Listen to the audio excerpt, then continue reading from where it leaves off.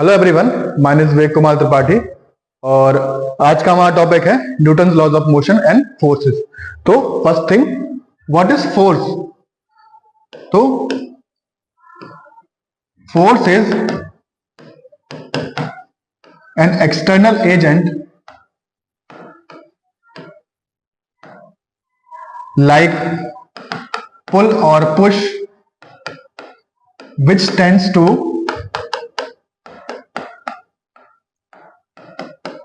change the state of rest or uniform motion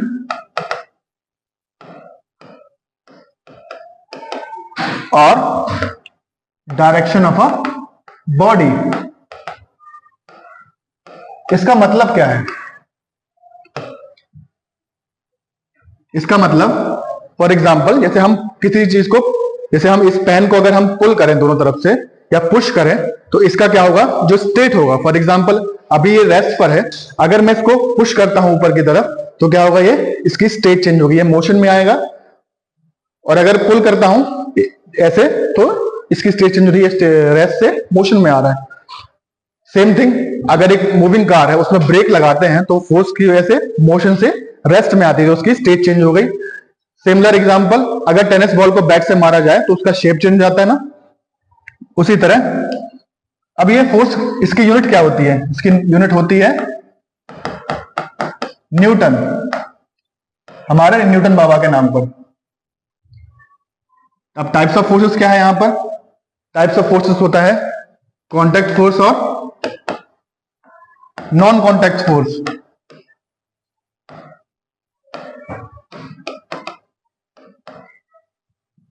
contact force में क्या है? Contact force में आते हैं वो फोर्सेस जिसमें बॉडीज का कॉन्टैक्ट हो रहा होता है। फॉर एग्जांपल जैसे friction,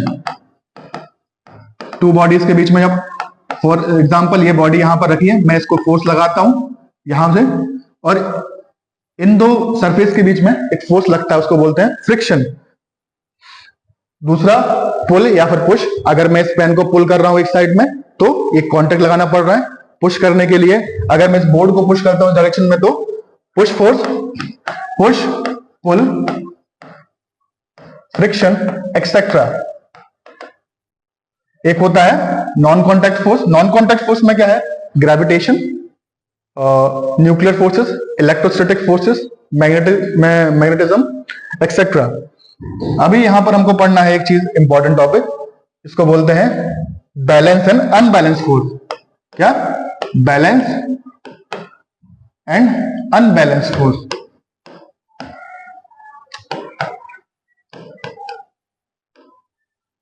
forces, balance forces, for example if two or more than two forces are acting on a body and the resultant is zero, the forces are said to be balanced. For example, ये एक block रखा है, इसको अगर मैं यहां से 2 Newton से पुश करता हूं और यहां से भी 2 न्यूटन से पुश करता हूं तो इन दोनों का रिजल्टेंट कितना आ रहा है? 2 - 2 0। तो यहां पर फोर्सेस कैसी हो गई? Balance force. और अनबैलेंस फोर्स में क्या? when two or more forces are subjected on a body having resultant zero, not zero, the forces are known as unbalanced force. तो the state जैसे चेंज होगा स्टेट में, वो किसकी वजह से होगा? अनबैलेंस फोर्सेस की वजह से। कैसे? फॉर एग्जांपल ये ब्लॉक रखा मैंने, इस पर फोर्स लगा रहा हूं, यहां से लगा रहा हूं 4 न्यूटन, यहां से लगा रहा हूं 2 न्यूटन, तो रिजल्टेंट फोर्स कितना होगा? 2 Newton in this direction, right side में। तो इसकी वजह से क्या होगा? इसकी स्टेट जो थी रेस्ट, वो चेंज होगी मोशन में। अब नेक्स्ट थिंग इज,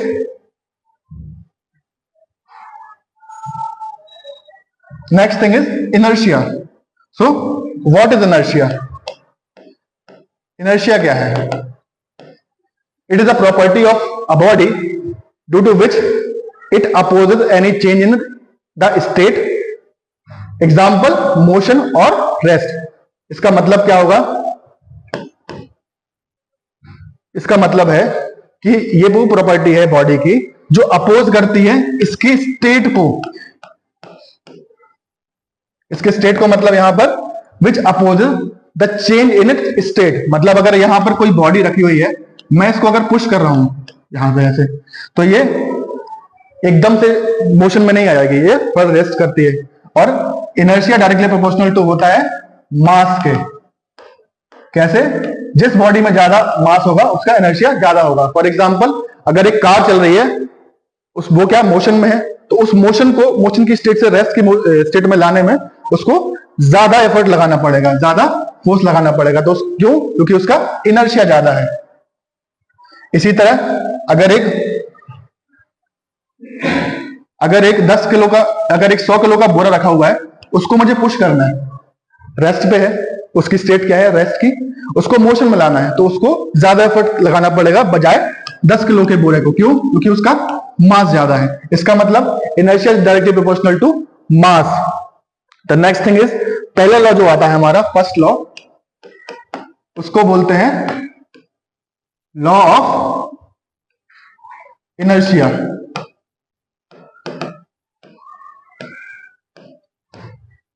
कैसा है ये law? If a body is in state of rest और motion, it will keep on be in the state of rest और motion until unless external forces applied on it, an external unbalanced forces applied on it. For example, जैसे ये गाड़ी थी हमारी, ये motion में थी, इसकी स्टेट कैसी है? मोशन की। जब तक इसके ब्रेक में फोर्स नहीं लगाया जाएगा तब तक ये गाड़ी रुकेगी नहीं। क्यों? क्योंकि इसमें इनर्शिया है। तो फर्स्ट लॉ ऑफ इनर्शिया ये बोलता है हमारा। इसको स्टेटमेंट में कैसे लिखेंगे हम? इसको स्टेटमेंट में लिख सकते हैं, if a body is in state of rest और motion, it will be in rest or motion until unless an external unbalanced force is applied on it.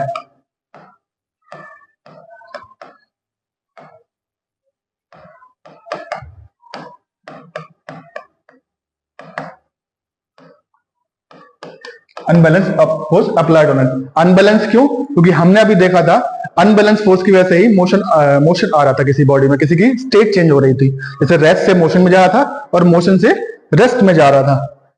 अब हम पढ़ेंगे सेकंड लॉ। उससे पहले सबसे इंपॉर्टेंट है ये पढ़ना, उससे पहले सबसे पहले पढ़ना है मोमेंटम। What is momentum?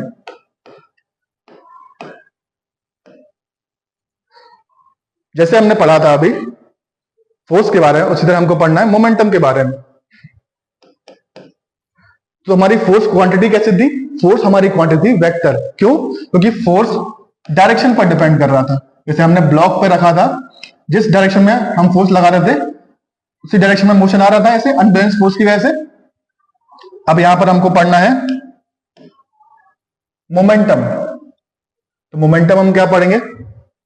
तो what is momentum? It is the product of mass and velocity. Mathematically तो ये है, लेकिन इसको और क्या बोलते हैं? It is the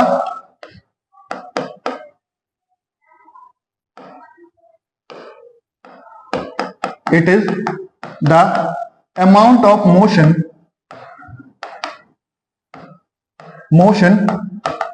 in a body. कैसे?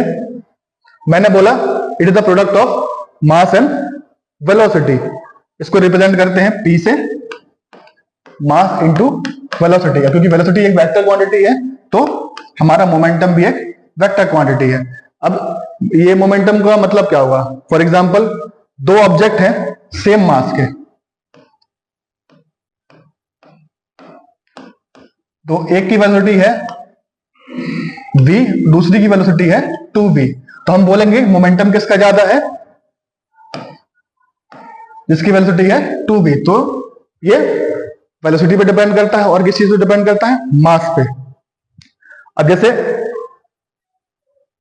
एक मक्खी चल रही है और एक गोली चल रही है, तो किसको रुकना ज्यादा आसान होता है, एक मक्खी को। क्यों? क्योंकि मक्खी का मोमेंटम कम होता है, उसका मास भी कम है और उसकी वेलोसिटी कम है, जबकि बुलेट की वेलोसिटी बहुत हाई होती है।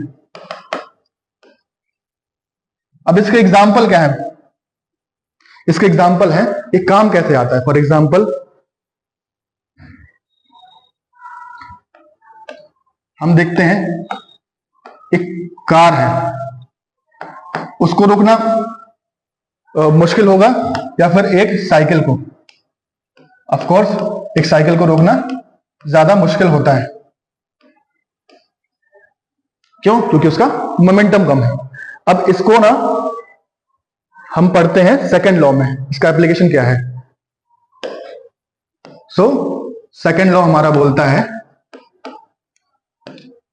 The rate of change of momentum, the rate of change of momentum of a body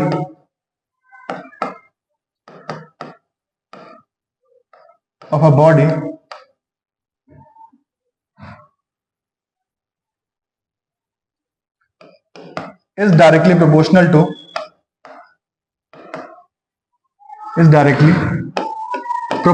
to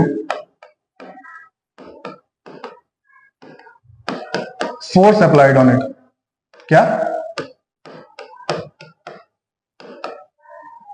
suppose एक ऑब्जेक्ट है, ये एक बॉल है, मास m की, इसकी वेलोसिटी है u। इसको हमने फोर्स दिया, फोर्स से क्या किया, इसकी वेलोसिटी बढ़ा दी, तो क्या होगा, इसका मोमेंटम बढ़ जाएगा, मास है, वेलोसिटी बढ़ गई इस डायरेक्शन में। तो हमको निकालना है ये फोर्स जो है डायरेक्टली प्रोपोर्शनल होता है यहां पर मोमेंटम, या फिर प्रिसाइजली बोलूं rate of change of momentum. कैसे? mv minus mu upon del t. इसका मतलब पहले फाइनल मोमेंटम ये है हमारा v वेलोसिटी के साथ, इनिशियल मोमेंटम u है डिवाइडेड बाय टाइम। तो फोर्स होगा हमारा m v minus u upon T.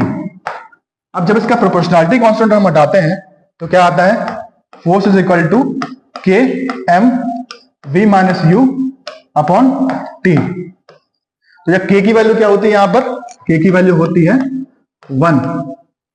Okay,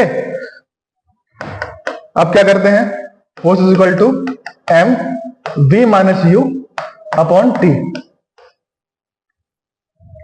हमने सेकंड जो इक्वेशन हमारी मोशन की, उसका क्या होता है, फॉर्मूला क्या होता है, v is equal to v minus u is equal to at। इसको पुट कर देते हैं यहां पर, क्या होगा, force is equal to m into at divide by t। तो ये रहेगा force is equal to mass into acceleration. इसकी यूनिट क्या होती है, फोर्स की यूनिट होती है kilogram metre per second square, या फिर इसको और हम बोलते हैं न्यूटन, हमारे आइजैक न्यूटन के नाम पे। अभी मोमेंटम की यूनिट क्या होती है हमारी, मोमेंटम की यूनिट होती है, अब इसे हम निकालते हैं, मोमेंटम की यूनिट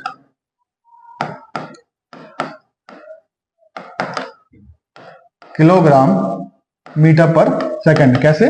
क्योंकि मैंने बोला था मास इनटू वेलोसिटी। मास की यूनिट क्या होती है, किलोग्राम, और v की वेलोसिटी यूनिट कितनी होती है, मीटर पर सेकंड। तो किलोग्राम मीटर पर सेकंड। अब देखते हैं हम इसका एप्लीकेशन क्या है। फोर्स इज इक्वल टू हमने लिखा था change in momentum upon T. अब इसको एग्जांपल लेते हैं, जैसे अगर हम जंप करते हैं एक बिल्डिंग से सीधे फ्लोर पे, अगर जंप करें तो क्या होगा, हमारी डेथ हो सकती है, हाथ पैर टूट सकते हैं। इसी की जगह अगर हम यहां पर एक सैंड रखी है, यहां बहुत सारी सैंड रखी है, इस पर कूदते हैं तो क्या होगा, हम बच जाएंगे। क्यों? क्योंकि यहां जो टाइम है ना, यहां टाइम बहुत शॉर्ट इंटरवल है, जितना शॉर्ट इंटरवल टाइम का होगा उतनी ज्यादा फोर्स लगेगी। और यहां पर सेंट है तो इसकी वजह से क्या होता है, टाइम बढ़ जाता है, हमारा टाइम टी बढ़ जाएगा, जिसकी वजह से क्या होगा, फोर्स कम हो जाती है। इसीलिए जैसे कि हम कैच लेते हैं तो हाथ पीछे लेके जाते हैं, क्यों? क्योंकि rate of change of momentum जो है फाइनल वेलोसिटी से, इनिशियल वेलोसिटी से फाइनल वेलोसिटी में आ रहे हैं जब हम, तो यहां पर टाइम ज्यादा बढ़ जाए, जिसकी वजह से हमको हाथ पर फोर्स कम लगे। अब इसमें एक हम क्वेश्चन पढ़ते हैं। फॉर एग्जाम्पल, जैसे एक कार है, उसकी इनिशियल वेलोसिटी थी u 108 kilometre per hour. Brake लगाया तो उसकी वेलोसिटी हो गई 0 इन टाइम 4 सेकेंड। अब क्या करेंगे, हमको निकालना है कि ब्रेक्स ने कितनी फोर्स लगाई होगी। तो फोर्स की भी कैसी थी, हमारा फॉर्मूला क्या था, m v minus you upon T. लेकिन यहां v क्या है, किलोमीटर पर आवर में है, हमको इसको चेंज करना होगा मीटर पर सेकंड में। तो 108 इंटू 5 अपॉन 18, ये फॉर्मूला होता था हमारा किलोमीटर से मीटर पर सेकंड करने में। तो इसको करेंगे 6, तो कितना होता है 30 मीटर पर सेकंड। अभी यहां पर फाइनल वेलोसिटी कितनी है, 0, क्योंकि हमारी गाड़ी रुक गई है पूरी तरह से। फोर्स होगा यहां पर m 0 माइनस 30 अपॉन टाइम कितना है 4 सेकेंड। अब इसका मास कितना था, यहां पर मास हमने मान लेते हैं 1000 किलो। ओके, तो कितना होगा 1000 इंटू माइनस 30 डिवाइड बाई 4। तो इससे डिवाइड करते हैं, 4 से माइनस 7.5 होगा ये। तो फोर्स कितनी आई, minus 7.5 into 10 to the power 3 newton. इतनी फोर्स आई हमारी, किसने लगाई है ये फोर्स, ये फोर्स लगाई है हमारे ब्रेक्स ने, किसको, कार को रोकने के लिए। ठीक है, अब हमको पढ़ना है फाइनल लॉ या फिर थर्ड लॉ, जिसको हम बोलते हैं action reaction law. Third law क्या है, for every action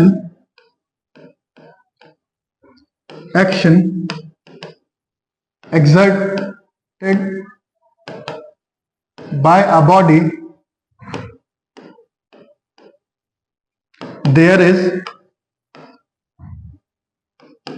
always equal and opposite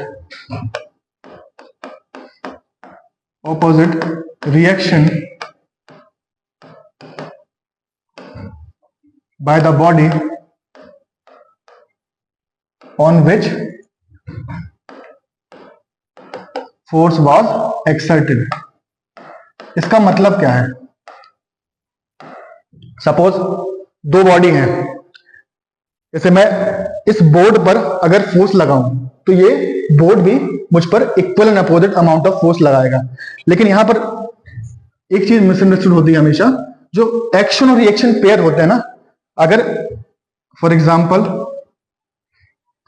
ये यहां पे आदमी खड़ा है, जब हम होते हैं यहां खड़े रहते हैं तो हम इस पे ग्राउंड पर फोर्स लगा रहे होते हैं, और वही ग्राउंड हम पर अपोजिट डायरेक्शन में फोर्स लगाता है। तो एक्शन हमने लगाया इस ग्राउंड पर और रिएक्शन हमको मिल रहा है ऊपर की तरफ। तो एक्शन और रिएक्शन डिफरेंट बॉडीज पर होते हैं, ये ध्यान रखने वाली चीज होती है। इसका एप्लीकेशन क्या है, इसका एप्लीकेशन हर जगह है। कैसे हम चल पाते हैं अगर, तो हम क्या करते हैं, ग्राउंड को फोर्स करते हैं बैकवर्ड में, जिसकी वजह से हमको क्या मिलता है, फॉरवर्ड डायरेक्शन में हमको फोर्स मिलता है, जिसकी वजह से हम चल पाते हैं। ये हमने बैकवर्ड में फोर्स लगाया और ग्राउंड हम पे लगाता है आगे फॉरवर्ड में, इसकी वजह से हम चल पाते हैं। इसी तरह जैसे हम फॉर एग्जांपल तैर रहे होते हैं तो हम वाटर को पीछे की तरफ धक्का देते हैं, जिसकी वजह से क्या होता है, हम आगे की तरफ जाते हैं। सेम प्रिंसिपल काम करता है रॉकेट प्रोपल्शन में। क्या होता है, रॉकेट का जो फ्यूल है वो बहुत हाई फोर्स के साथ बैकवर्ड साइड में जाता है, जिसकी वजह से हमको आगे की तरफ रिएक्शन मिलता है और हमारा रॉकेट प्रोपेल होता है। तो फ्रेंड्स, ये था हमारा फोर्स और Newton's laws of motion. Thank you.